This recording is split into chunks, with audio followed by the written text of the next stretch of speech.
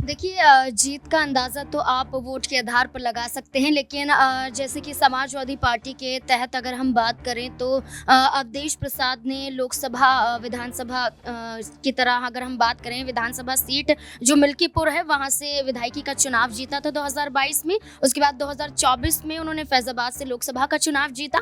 दोनों ही चुनाव जीतते हुए नजर आए थे, लेकिन लोकसभा देखिए, जाहिर बात है कि मीरापुर सीट को लेकर सबसे अधिक चर्चा इस बात को लेकर है कि नगीना में जिस तरह से आज़ाद ने जीत दर्ज की, उसके बाद से यही बात कही जा रही थी कि भाई उसके आसपास का जो क्षेत्र है उसके ऊपर पूरी तरह से अब आज़ाद का प्रभाव दिखाई पड़ रहा है। लेकिन ऐसे में जिस तरह से दलित वोट बैंक और मुस्लिम वोट बैंक को साथ कर आज़ाद ने ये बड़ी जीत दर्ज की, वहाँ देखिए, बिल्कुल जिस तरह से एनडीए के अंदर जो दल हैं वो कहीं न कहीं सीटों की मांग करते हुए नज़र आ रहे हैं उत्तर प्रदेश में 10 विधानसभा के उपचुनाव वाली सीटों पर। और देखा जाए तो यहाँ पर जयंत चौधरी का नाम आगे लग रहा है। कुछ समय पहले भारतीय जनता पार्टी ऐलान भी करती हुई नज़र आई थी कि 9 सीटों पर भारतीय जनता पार्टी चुनाव लड़ेगी और जो एक सीट।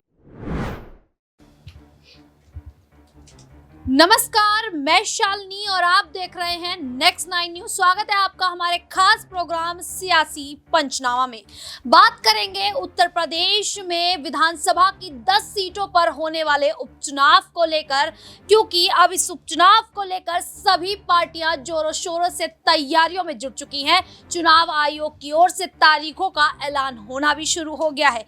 ऐसे में 6 दिन पहले मायावती ने एक बड़ा ऐलान किया था। मायावती ने कहा था कि वो उत्तर प्रदेश में जो 10 सीटों पर उपचुनाव होना है उसमें पूरे दमखम के साथ उतरेंगी। आपको जानकारी के लिए बता दें कि मायावती उपचुनावों से हमेशा दूरी बनाती हुई रखती नजर आई हैं, लेकिन इस बार वो उपचुनावों में उतर रही हैं और पूरे दमखम के साथ। इसकी बड़ी वजह ये भी बताई जा रही है कि आम चुनावों में उन्हें करारी हार का सामना करना पड़ा था और उनका जो वोट बैंक है वो खिसक कर 9% पर आ गया है। ऐसे में मायावती कुछ दिन पहले ही अपने प्रभारियों का ऐलान कर चुकी हैं, तो अब कुछ प्रत्याशियों के नामों का ऐलान भी करना शुरू कर दिया है। जानकारी के लिए आपको बता दें कि यहाँ पर फूलपुर से जो प्रभारी उतारा गया था वो थे शिववरण पासी। दूसरे मंजवा से उतारे गए थे वो थे दीपू तिवारी। और अब जो प्रत्याशियों का ऐलान किया गया है वो है मिल्कीपुर से राम गोपाल कोरी और मीरापुर से शाहनजर।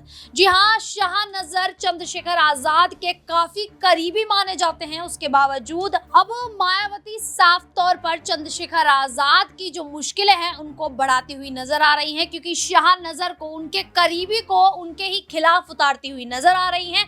ऐसे में आज इस पूरे मुद्दे पर चर्चा करेंगे। न्यूज रूम में मौजूद हैं अपने वरिष्ठ सहयोगी अमन सर से जानने की कोशिश करेंगे। सर, मायावती की बात की जा रही है। मायावती जो आम चुनावों में हारती हुई नजर आई थी, उनका जो वोट बैंक है वो अब एक आंकड़े पर आ गया है।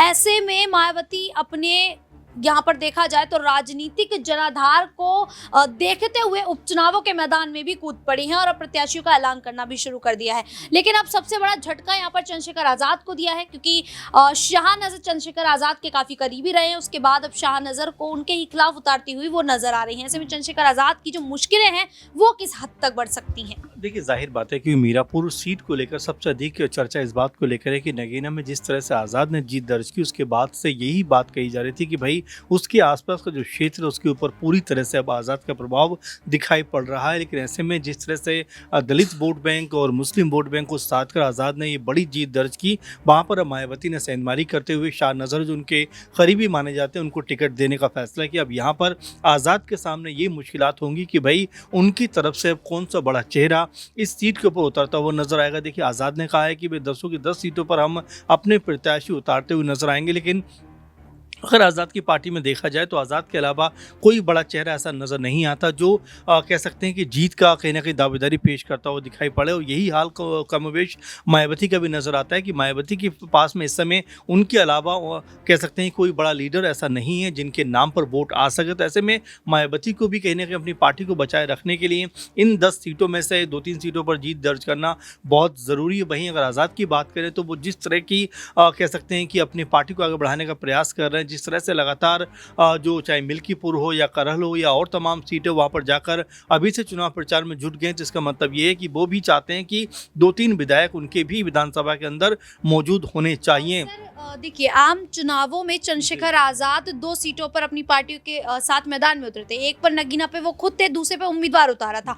उम्मीदवार जीत दर्ज नहीं कर पाया, केवल चंद्रशेखर आजाद जीते थे। तो यानी कि पार्टी अभी मजबूत नहीं है। वहीं बहुजन समाज पार्टी की बात की जाए तो मायावती अकेले चुनावी मैदान में उतरी और जीत दर्ज करती हुई नजर नहीं। अगर ये दोनों एक साथ अगर हो जाते तो यहाँ पर भारतीय जनता पार्टी और सपा को कितना झटका बड़ा देख सकते हैं। देखिए, जाहिर सी बात है कि दलित वोट बैंक और मुस्लिम वोट बैंक अगर एक साथ आता है तो यहाँ पर मायावती के लिए बहुत प्लस हो जाएगा, क्योंकि मायावती ने अब तक की जो राजनीति की है वो दलित और मुस्लिम वोट बैंक के सहारे की है। ऐसे में आज़ाद लगातार इसी वोट बैंक में सेंधमारी कर रहे हैं। नगीना में आप देखिए जिस तरह की जीत उन्होंने दर्ज की, वो दलित वोट बैंक पूरे का पूरा आज़ाद की तरफ शिफ्ट होता हुआ नजर आया। और इसी बात को लेकर आज़ाद सोच रहे हैं कि पूरे सूबे का जो दलित वोटर्स है उसमें अगर कुछ मुस्लिम वोटर जुट जाते हैं तो वो अपनी पार्टी को यहाँ पर बड़ी पार्टी बनाते हुए दिखाई पड़ सकते हैं। इसी मद्देनजर आज़ाद लगातार जो 10 की 10 उपचुनाव में जो सीटों पर चुनाव होने वाला उसमें अभी से लगातार प्रचार प्रसार कर रहे हैं और ये बताने का प्रयास कर रहे हैं कि अब मायावती का जो दौर था वो खत्म हो गया है, अब जो दौर है वो आज़ाद का दौर है। इसीलिए दलितों के अंदर खासकर ये बात निकलकर सामने आ रही है कि वो अपना नया जो लीडर है वो आज़ाद को माने। अब ऐसे में कितनी हद तक आज़ाद इसमें सफल रह पाते हैं ये तो जब परिणाम आएंगे तब पता लगेगा। लेकिन जो रणनीति वो बना रहे हैं, जिस तरह से वो अपने पार्टी को आगे बढ़ाने का प्रयास कर रहे हैं, क्योंकि आप देखिए कि लोकसभा चुनाव में ही वो बिहार में भी चुनाव लड़ते हैं, राजस्थान में भी उनकी पार्टी चुनाव लड़ती है। तो ये कहीं ना कहीं लगता है कि अब आज़ाद जो है अपने आप को उत्तर प्रदेश से या नगीना से निकाल कर पूरे देश के स्तर पर लेकर आना चाहते हैं। तमाम मुद्दों के ऊपर, चाहे SC का मुद्दा हो या कोई और मुद्दा हो, जहाँ भी उनको ज़रूरत होती है वो बोलते हुए नजर आते हैं। इसीलिए ऐसा लग रहा है कि आज़ाद अपने आप को मायावती से भी बड़ा लीडर बनाना चाहते हैं, इसीलिए वो अपनी पार्टी का विस्तार करते हुए दिखाई पड़ रहे हैं। बिल्कुल, चंद्रशेखर आजाद अपनी पार्टी को बढ़ाना तो चाह रहे हैं, लेकिन क्या अकेले अपने दम पर अपनी पार्टी आजाद समाज पार्टी को मजबूत कर भी पाएंगे या नहीं। और जिस तरीके से मायावती अब उपचुनावों के मैदान में उतर चुकी हैं, प्रत्याशियों का ऐलान कर चुकी है, ऐसे में अगर मिल्कीपुर सीट की बात की जाए तो एक बार फिर से उन्होंने राम गोपाल कोरी पर दांव खेला है। राम गोपाल कोरी वही है जो 2017 में 46,000 वोट जीतकर तीसरे नंबर पर आए थे, लेकिन बाबा गोरखनाथ को जीत मिली थी। अब भारतीय जनता पार्टी की ओर से भी कयास यही लगाए जा रहे हैं कि एक बार फिर से बाबा गोरखनाथ को मिल्कीपुर से उतारा जा सकता है। समाजवादी पार्टी की बात की जाए तो फैजाबाद से जीत दर्ज करने वाले अवधेश प्रसाद के बेटे अजीत प्रसाद को मैदान में उतारा गया है। ऐसे में अब यहाँ पर जो मुकाबला होगा वो काफी दिलचस्प होने वाला है। नाजमिन से जानने की कोशिश करेंगे। नाजमिन, क्या लगता है, जिस तरीके से 2017 में जीत दर्ज की थी बाबा गोरखनाथ ने, अब भारतीय जनता पार्टी की ओर से उनका नाम सामने आ रहा है और अवधेश प्रसाद ने अभी हाल फिलहाल में ही आम चुनावों में जीत दर्ज कर ली है। समाजवादी पार्टी ने उनके बेटे पर ही दांव खेला है। जीत किसकी हो सकती है? देखिए, जीत का अंदाज़ा तो आप वोट के आधार पर लगा सकते हैं, लेकिन जैसे कि समाजवादी पार्टी के तहत अगर हम बात करें तो अवधेश प्रसाद ने लोकसभा विधानसभा की तरह अगर हम बात करें, विधानसभा सीट जो मिल्कीपुर है वहाँ से विधायकी का चुनाव जीता था 2022 में। उसके बाद 2024 में उन्होंने फैजाबाद से लोकसभा का चुनाव जीता।